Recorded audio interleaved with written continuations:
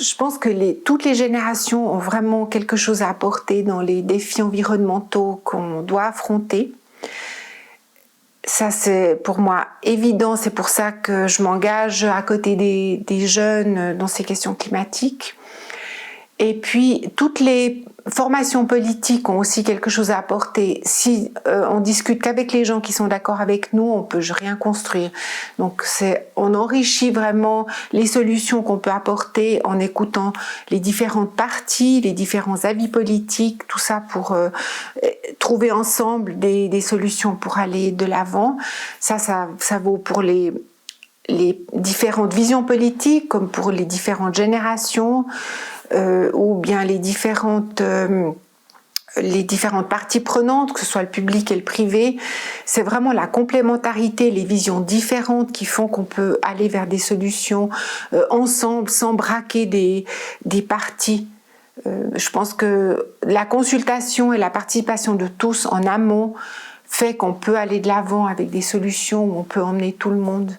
Ce que j'aime en fait dans mes engagements, c'est les relations avec les gens, que ce soit dans mon travail aux alumni ou en politique, c'est la richesse qu'on trouve à échanger avec des gens qui pensent différemment de nous, qui défendent d'autres idées, qui s'engagent, mais autrement. Et la force, pour moi, elle est de mettre en relation les bonnes personnes, les bonnes compétences, je dirais, pour atteindre des buts. Seul, on n'est pas grand-chose. C'est vraiment l'intelligence collective de mettre en commun ou d'avoir recours aux bonnes personnes pour certains projets que j'ai retrouvés autant dans mon travail ou même dans mes activités associatives que dans la politique. Et puis, l'environnement, ce que j'aimerais promouvoir au niveau cantonal, c'est un meilleur respect de la biodiversité grâce déjà à une mesure qui est essayer de diminuer la pollution lumineuse un peu partout. Je sais qu'il y a certains endroits du canton qui y sont déjà sensibles, il y a d'autres cantons qui ont pris des mesures pour inciter par exemple les magasins à diminuer leurs éclairages nocturnes, la nuit, à éteindre carrément. Donc ça, c'est déjà quelques mesures que je pourrais assez rapidement proposer. On sait, il y a toute la lutte contre les produits pour les agriculteurs, mais je pense que là, il y a beaucoup déjà qui est fait. Beaucoup d'agriculteurs sont déjà très attentifs pour utiliser des produits bio. Je pense qu'il y a beaucoup qui est fait, mais je pense qu'on peut faire encore plus. Pour moi, une coopération, une collaboration entre les acteurs privés et publics est absolument essentielle pour faire fonctionner le tissu économique.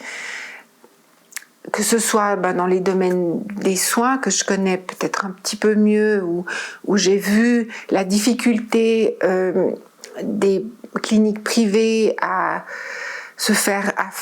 trouver leur place dans le système de santé, même les médecins, enfin, c'est des visions, voilà, c'est vraiment des visions différentes des fonctionnements. Avec un État quand même socialiste, on sent cette impression que seul ce qui vient du public est apte à fournir des services de qualité ou des soins de qualité.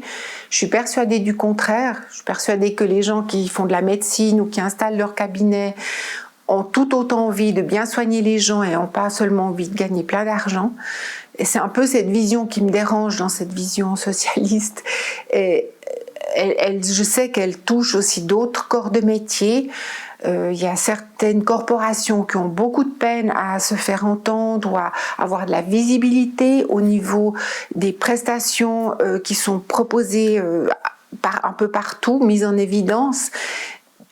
Pour moi, il y a un souci quand même là, parce que sans l'économie privée, on crée, voilà, c'est des emplois, c'est des nouveaux jobs, c'est donner la possibilité à des nouvelles entreprises d'explorer des nouvelles technologies, de s'appuyer sur ce qui se passe dans les hautes écoles, les nouvelles idées qui viennent.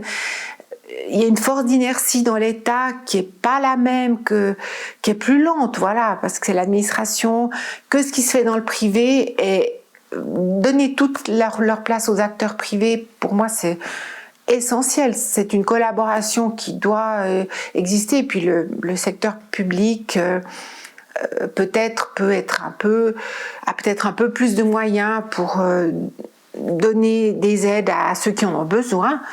Et puis laisser sa place vraiment aux acteurs privés pour tous les autres domaines. Quelque chose par rapport au numérique, je pense qu'on devrait le dédiaboliser par rapport à la population en général, les jeunes. Ce que j'avais soutenu, et pour moi ce serait important, c'est que on apprenne un tout petit peu à coder. Je ne dis pas à devenir des développeurs informatiques, mais que tout le monde se rende compte que derrière le numérique, c'est pas de la magie. C'est des gens qui font les programmes, qu'on peut le manipuler aussi, et qu'on doit absolument apprendre aux jeunes à être attentifs à ce qui se passe derrière les réseaux. Et ça passe pour moi à une formation de base. C'est quoi le numérique? D'ailleurs, ça se fait à l'école avec ces fameux petits robots Timio. Ça vient enfin dans les cours. Donc déjà, de dédiaboliser ce numérique, ça permet de mieux le comprendre, de mieux se rendre compte aussi de l'impact du numérique sur l'écologie, parce que ça utilise des ressources énormes, que ce soit au niveau quotidien, dans l'envoi des mails, dans le streaming, dans l'outil, dans les matériaux qu'on utilise.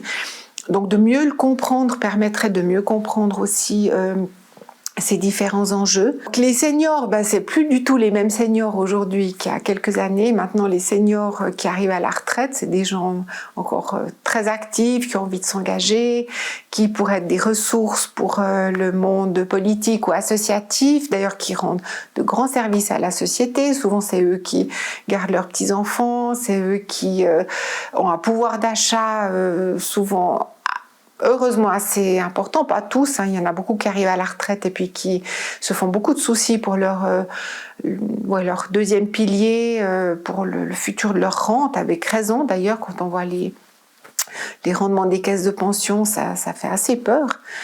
Mais c'est des gens qui ont pour beaucoup envie de contribuer à la société.